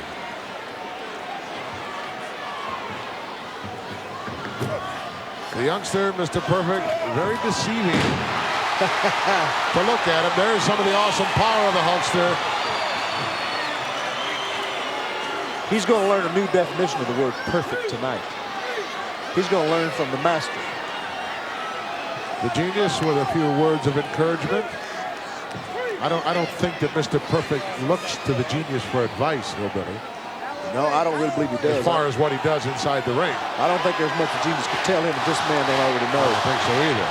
Second generation wrestler, Mr. Perfect. Listen to the Chad Hogan hip lock out of nowhere. Scoop slam by the champ and a slam. That thing's not going perfectly for Mr. Perfect. He's out of there. Looks like 5 for the champ, 0 for the challenger to me. Hulkster going right out after him. Look at this. Hey, good morning, boys. This Genius. Oh, slam on the floor for the Genius. Woo. That'll make him want to go back and take another course or two, won't it? Hulkster wants him in the ring, but this could be a mistake here. Get him out of there, ref. They're sitting right. Single leg trip, and now it's... Whoa! Don't turn your back, Hulk! Oh. I love it. This is great. Hulkster's got these two guys figured out pretty good. Look at the referee allowing the Genius to... Wait a minute, look at this perfect. He's hung up. Hung out to dry, ain't he? Atomic drop coming up for the Genius. He wants to fly out of there. And it does. Woo. Fly like a bird, Genius. You're looking good tonight, son. So far, it's been all Hulk. It's been a perfect night. You know what I mean? Certainly has, except for Mr. Perfect.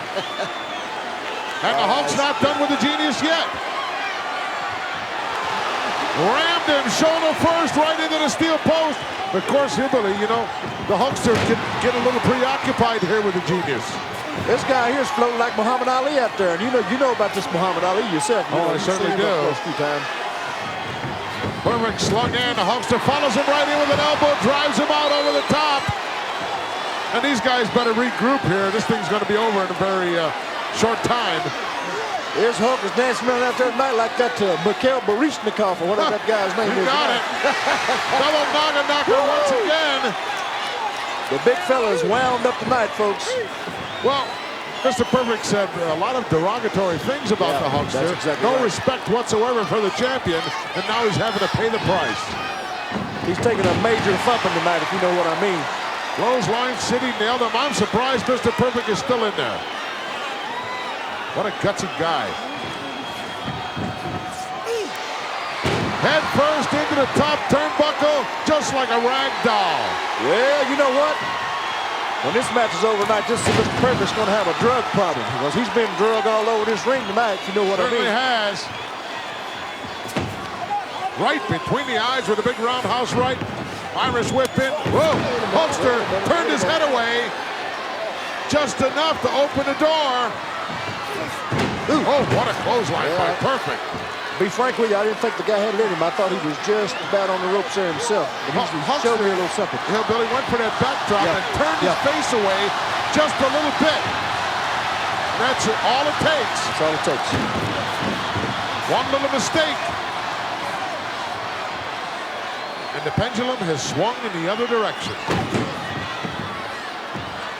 But Hulkster's lucky in one way here because Perfect has already taken such a tremendous beating that he's not back yet. He's not back 100% yet. Slingshot of the big guy. He's working the big guy over pretty good here, though, but he still ain't really got down on him yet. I think Hulk's more stunned than anything there, Gorilla. It's more of a little stun movie. Well, Mr. Perfect still trying to regroup here. Not a whole lot behind those shots. Not one we're used to seeing out of him anyway. If he gets that second wind of his, he's going to be a handful. He measured him right there. Good one in there. That was a good Perfect right hand knocks the champ out and down to the concrete. Not where he wants to be. Not with that butterfly floating around out there. No, sir. No, sir. Oh, my. He's dropped back there like he's going to take a little aim at him here with this. What is this thing, a metal scroll? What is that thing he's got in his hand? Yeah, it's like a clipboard, only it's made out of cast iron. He claims that he needs it to write his poetry down on. I tell you, I'm sick and tired of all this interference that's going on here in the World Wrestling Federation. You know, this is totally needless. It doesn't need to be happening. Perfect coming to the outside. Whoa, leveled him. Shot. Beautiful reverse knife edge there. And he's going to post him here. No, reverse the reverse there. Yeah, come on there, Huck. Woo. And shoulder first into the steel post, went to Challenger. Yes, sir. Yes, sir. There you go, and buddy. One more time. Going to work on that left arm and shoulder. That's right. That's right. I love it. I don't mind telling you out here, Gorilla, I'm a little bit biased. That's right. I'm a Hulkamaniac, and I'm a good friend of this man in the ring. Well, I believe in what he stands for. We all are. That's right. I'll get just a little bit carried away. You got to excuse me. No problem. Wait a minute. Perfect. Got there too late. Oh, my. Thumb right in the eye. That's all he could do. He was fixing to take a ride there, and he knew it. You know, I don't care how big you are, how bad you are, you get thumbed in the eye, and that pain is excruciating, as you're seeing right now. That's exactly right. It's like my good buddy Roddy Piper always said, there ain't no muscles in them eyes. Absolutely not.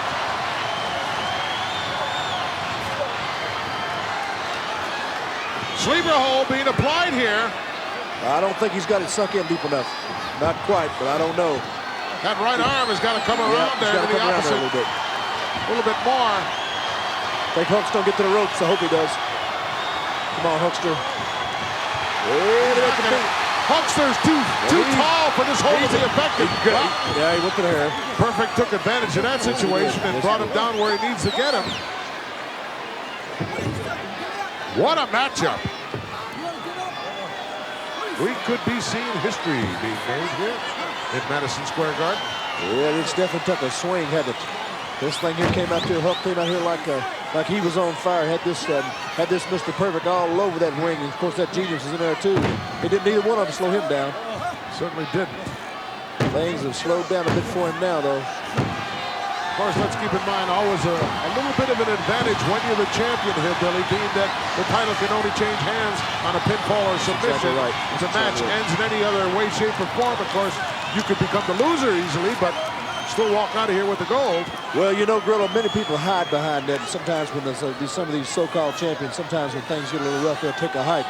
This man right here, I can guarantee you, is going to stay there until it's over. He's going to stay there. I kind of think you had the Macho King in mind when you said that. Yeah, I wasn't wanting to call no names, but since you did, yeah, I was talking about that Macho King, you know. Huckster needs to get to his feet here before the lights go out.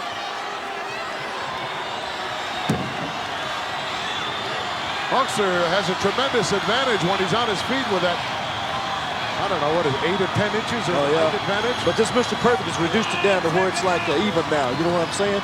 He's even. He's got him down there flat. He's on top of him. He's got the leverage on him.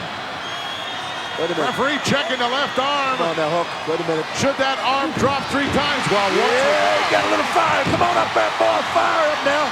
Woo! I love it. Here we go now. You better hang on, boy. You riding you a bull now. He sure is. Long, did it? Look at here. Nice move by Mr. Perfect. We'll see where it ends up. Oh, smart move by Mr. Perfect. Yep. Hulkster was going to try to duck underneath that top rope and ram Mr. Perfect into the top turnbuckle. But the challenger had other ideas, and now he's wasting valuable time. Yeah, he better be taking care of business, still telling everybody about how he's going to get that. Oh! I don't know where he was going.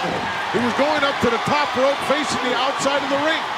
What was he going to do here? Now he's sitting there kind of unhappy, though, looks like. Got a little problem, don't he? What he was doing is he was grandstanding. He was hot dogging. Huckster's going to There's some more hot dog for you, boy. Woo! Boy, I'm glad I'm not in that position. Makes me kind of weak just to think about it. What about you, Grillo? He's singing at least 2 octaves higher in the shower. His Huck's giving him what's called a little dose of his own medicine. Might be suplex time here. Certainly. Atomic drop. Atomic drop. Yes, sir. Look at this boy. I don't ever think that I've seen the Hulkster execute any better than he has here. I'm telling you, he is in rare form, isn't he? It might be that little bit of weight that he dropped. Be surprised what 10 or 15 pounds Jones can... He's like a runaway locomotive, ain't he? Oh! Sky was playing a little bit of possum there, if you know what I mean there, Gorilla. Well, Perfect's got that instinctive maneuvers that he does inside the ring that sometimes don't even require you to think. Well, like you said at the top of this match, second-generation wrestler, this guy here has been in there a lot. He's born and bred it. He knows what he's doing out there. He's got the instincts down. There ain't no doubt about it. He's going for a suplex. He's in trouble here. Oh, he's going for the perfect plex. Well, he got it. He doesn't have the hand slot. Now he got him kicked out of it. Yes. Broken. Yeah, on the 2 count. First time I've ever seen that. First time it's ever. This Perfect has got to be out of his mind now. He's gave it his best shot, Gorilla. Well, let's give credit where credit is due from our vantage point here, Billy. I couldn't tell whether he had those fingers locked up tight or not. Regardless whether he did or not, the Huckster came out there, and now the adrenaline is flowing through that body, and forget about it. Hold on a to your rampage. It's tar and feather time now, son. Whoa! There's the big one. There's that big 16 right upside the head there, son. Look at him come right back to him, grabs the leg of the champ and drags him out there with him. And now it's just an exchange of lefts and rights. Oh, right back to that eye. Yep, that's all he can do. Now he's getting a chair. Come on, Perfect. Perfect with a steel chair. Oh, he missed it. Hulkster just ducked out of there. Hulkster with the right hand knocks Perfect back inside the ring. They were outside there an awful long time. They sure did. What's the count going on here? I don't know. I can't even see the referee. It's pandemonium around here. Everybody's just broke down. Don't nobody know what's going on here. He's still counting. Well, that'll break the count. I don't know if the referee saw that, though. Wait a minute. He had something. Yeah, he stuffed it back into his tights. Look at there. There it is. After nailing the Hulkster with it. He hit him through the ropes or something there, Gorilla. Perhaps. You can see it right there. Maybe some brass knucks. There's a good shot of it right there. A little circular. That would tell me that it's brass knucks. Wait just a Hulkster minute. is out. He was not cold. Oh, he's cold as a cucumber out there. The referee turned his head just for a moment, and Perfect went into his tights there and pulled out something and nailed him with it. He got knocked silly. Where's the referee? I can't see a count going on here. Yeah, the big man's still addled. He's still addled. Obviously, referee hasn't counted anybody out yet. And look at, he's got it in his hand again, whatever it was. Whatever it is. And now the Hulkster sees whatever it is. It don't matter now, folks. Hulkster's got it on. Bam! There's what it was, buddy. Here we go. Yes! Yes! Yeah, kick referee out not there, counting. What happened? I don't know. The referee did not go down to make a count. Ladies and gentlemen, the referee awards the decision as a result of a disqualification to Mr. Perfect. Get out. You know what happened here, Billy? Referee never saw the foreign object being used by Mr. Perfect. The only time he saw it is when the Hulkster had it. That's it. Now, oh, look at this. Yeah, he's gonna get a little. This has got to be frustrating for Hulk. Hulkster's showing the referee now, and the referee says, "Yes, I see it." And when I saw it for the first time, ladies and gentlemen, still your World Wrestling Federation. The title definitely does not change hands. Hulk Hogan. Yeah, but if I know the big man, he ain't exactly quite satisfied with it. He's upset to say the least. Mighty upset. He's fit to be tied after tonight. Well, you know, sometimes you get wrapped up out there. The Hulkster almost got nailed twice with those brass knuckles. If he had just thought for a second, and when Mr. Perfect dropped him, if he had just picked him up, handed him to the referee, I'm sure he could have put Perfect away. But under the heat of battle, sometimes it's easy to say it when you're sitting up here. You're exactly right, but Gorilla, I think a point's got to be made right here tonight. Have you ever seen the champion any more sharper than he has been tonight? Myself, I haven't. He looked like he was ready for anything that might have happened up there tonight. He met the challenge more than better. And let me tell you something, as far as I'm concerned, hey, he ain't been tarnished one little itty bit out of him tonight. Absolutely not. The Hulkster as sharp as I've ever seen him in his entire career, especially as champion. Boy, he really proved something to me here tonight at Madison Square Garden. that Hulk Hogan is the power that reigns here in the World Wrestling Federation, and whether you're Mr. Perfect or not, you're going to have to contend with that. Mr. Perfect reached into his bag of tricks and came up with the perfect foreign object. Unfortunately for him, he was in the ring with Hulk Hogan. This next dish is a main course on any dinner table. When the $1 Million Man, Ted DiBiase, paired up with the 450-pound Akeem, many people thought this combination of mass and ring experience would crush all comers, until Jake the Snake Roberts showed up with the Ultimate Warrior. And to keep things under control, a special guest referee was appointed. Ladies and gentlemen, the following contest is a tag team match scheduled for one fall. Now we are going to find out, in this tag team match, World Wrestling Federation has announced a special guest referee. The waiting is over. We all will now find out who has been assigned to officiate this contest. Ladies and gentlemen, the special guest referee is the Big Boss Man! Indeed, the waiting is over. After going into this encounter, we didn't even know who was going to be the special referee. And that is the man right there.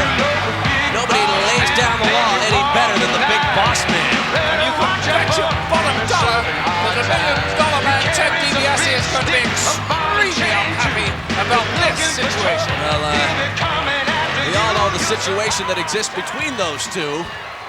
And Alfred, I think you're right about that.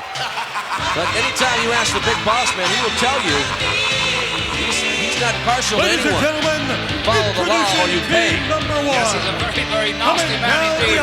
With anyone. Bodyguard Virgil and the Doctor of Style. Maybe a little more for others. And that would include the $1 Million Man, Ted DiBiase. Here is $1 Million Man, Ted DiBiase, and his partner, That is an incredible combination of mass and ring experience. Did you say mass and ring experience? Mass and, not massive. Oh, you're absolutely right. What an incredible combination that is. Must be a very difficult situation here. The Big Boss Man and his former tag team partner, Akeem, in the ring, and the $1 Million Man, Ted DiBiase, both on one side. This encounter. I'll tell you something, I must salute the Big Boss Man's courage, because they could have jumped him once they were in that ring. Well, he had the nightstick, though, Alfred. I think that that's pretty much a good equalizer when it comes to those two. There's another right there, Jake the Snake Roberts and Damien.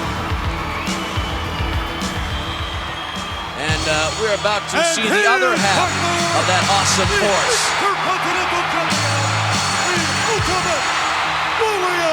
And do they get any more awesome, Alfred Hayes? They certainly don't. They certainly don't get any more exciting. This man is the most exciting Intercontinental Champion of all time. Well, Alfred, look at the elements involved in this tag team encounter. You have the Ultimate Warrior in Jake the Snake Roberts facing Akeem and the $1 Million Man, Ted DiBiase. And adding even more tension, the referee is the Big Boss Man. And only just now the people have sat down. They've been up on their feet all the time. And I don't think it'll take long before they're back up on their feet. DiBiase starting off here. Well, no love lost between these two. With Jake Roberts. And as you know, it was Ted DiBiase who nearly put Jake Roberts out of wrestling. He had that operation, and Ted DiBiase continues to use those blows on the back of the neck. He had a cervical vertebrae removed. And it's not unlike Ted DiBiase to take advantage of that. Certainly not, and I don't blame him. Once you're in that ring, you've got to take every edge you can get. Because Jake Roberts is a powerful, devastating wrestler, and he has that... Oh, so close to DDT. Almost landed. And what did I tell you? Everybody back on their feet again. It didn't take them long. These people are really up to this match. Well, they love their wrestling here in Sacramento. They certainly do. It's electric with excitement here. Well, they're hanging from the rafters at the Arco Arena. They've been waiting for this encounter all night. what another ingredient to put in the pot when they introduced this special referee, this mystery referee, as the Big Boss Man. He is an ominous force in there. Jake Roberts sends Ted DiBiase crashing hard into the turnbuckle and is relentless on the shoulder. Oh.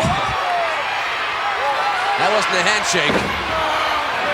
Takes him right off his feet and slams him down again. Stays clear of the elbow in the process. Now you think Ted DiBiase would have been, almost another DDT landed. I think Ted DiBiase would have been aware of that elbow, but he fell prey to it. Well, I've always said that DiBiase is one of the finest wrestlers in the World Wrestling Federation, but at the moment he's being given a lesson in wrestling by Jake the Snake Roberts. Incredible action so far, and we haven't seen the Ultimate Warrior in the ring yet, or Akeem. No, I don't think Akeem wants to come in while Jake the Snake Roberts is doing so well for his side. I've also noticed that Virgil and Slick have been very quiet at ringside thus far, Alfred. They have indeed. He certainly silenced them. Do you think that is from the presence of the Big Boss Man, or? Well, Snakes. Yes, Snakes too. Yes. Never forget Damien. Don't class out Damien. The tag made. In comes the Ultimate Warrior. Akeem nowhere near his corner. Axe handle on the shoulder. That tackle is not going to work. Misses with a right. But this time, Akeem goes barreling down to the canvas. And it took just 2 moves to bury Akeem in the canvas. But he's come back again, though. But not for long. Boot to the side of the head. Chops down the big tree. And the tag made. In comes Jake Roberts. Oh, turns it around with a backdrop. That's a long way to go from up top of Akeem. It certainly is. Roberts came in there barreling away for his DDT, but there was still too much power left in Akeem to allow that to happen. Alfred, you see Jake Roberts on occasion, even during this encounter, favoring that neck. Do you think he came back too soon? Well, I don't think so. He's a very, very wise man, although maybe sometimes his courage is a little bit too much, more than his absolute sanity. Big Boss Man backs off Akeem. And now there's words and shoving in the center of the ring. Big Boss Man will lay down the law and back it up. He will indeed, and at the moment the Big Boss Man doing an excellent job in there, refereeing this match, keeping these 4 contestants at bay, away from each other. Well, Alfred, I think if we had referees the size of the Big Boss Man, we'd have no problem of any outside interference or other things we see go on in the ring. I think you're absolutely right there. The Ultimate Warrior chomping at the bit. He wants back in. He can't make that tag yet. He's got to keep hold of that rope to make a really legal tag. And don't worry, the Big Boss Man is keeping an eye on him. Well, thus far you think he has been calling it down the middle, Alfred? Pile driver. Oh, devastating pile driver too. And this is it. It's all over. Well, foot up on the rope. Well, those long legs of Jake the Snake Roberts, they certainly come in handy at times, saving him there. Tag made, and Akeem back into the fray. Ted DiBiase will check out. Alfred, I mentioned, do you think the Boss Man is being impartial thus far? Well, I'll have to reserve a little judgment there because he has shown a little edge here, especially when he was onto the case of Akeem there. Oh, boot across the throat. All 460 plus pounds of pressure on the throat of Jake Roberts. And did you see that? Akeem, he tagged and broke immediately as soon as the Boss Man started to come over to his direction. Ted DiBiase, Jake Roberts set Ted DiBiase up. Stood up and then just took his feet out from under him. As DiBiase's chin crashed on the top of the head of Jake Roberts. And what a jawbreaker that was, Sean. Yes, indeed. Reverse atomic drop. And DiBiase really taking a pounding in this match from Jake Roberts. No, I thought he was going for a DDT. Well, that's how he softens him up. And he's signaling for that DDT, and everybody again is on their feet here. This place is going absolutely bananas. Well, they certainly want to see it. Ted DiBiase fighting for his life in the ring right now. But Jake Roberts in trouble. And perhaps just out of reach of the Ultimate Warrior. Tag made. DiBiase should have taken the tag. Turned around and hesitated. Body slam of the Ultimate Warrior, Hakeem. Flying body tackle. Will he make the cover? No, he's not done yet. The count of 3, the Ultimate Warrior. An incredible display. What a tremendous match here. Everybody, 2 men on their feet here for the Ultimate Warrior. The Big Boss Man knocked out of the ring. And the Big Boss Man back in again. And look at this. Ultimate Warrior has Virgil. Oh, my word. Ah! Beaten to a pulp there. And the DDT, Virgil. Someone was going to be the victim of the DDT. And this place now, they're almost rioting here with excitement. Here comes Damien at last. Ted DiBiase and Hakeem have cleared the ring. Virgil left alone to suffer the wrath of Damien. What an incredible matchup we saw. The Big Boss Man, the referee, and Jake the Snake Roberts, and his tag team partner, the Warrior, the victors. Well, as you might guess, Virgil didn't feel too well the next day. After all, what can you do for a DDT hangover? Hair of the dog? Skin of the snake? Well, that brings us to the end of this wrestling feast, which we call WrestleFest. Thanks for joining us, and be sure to keep a lookout for the next Coliseum Video release, Super Tape 2. For the World Wrestling Federation and Coliseum Video, I'm Sean Mooney. So long. Oh boy, do I feel full.